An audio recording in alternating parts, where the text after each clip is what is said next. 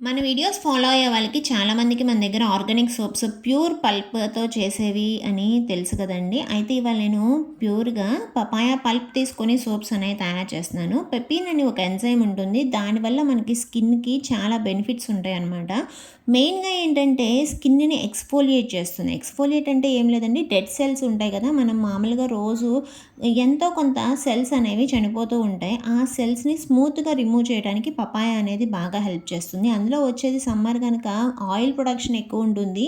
అంటే పింపుల్స్‌కి లోనయ్యే స్కిన్ అనే వాళ్ళు ఉన్న వాళ్ళు గూడా పపాయ సోప్ అనేది చక్కగా వాడుకోవచ్చు ఈ సమ్మర్‌కి.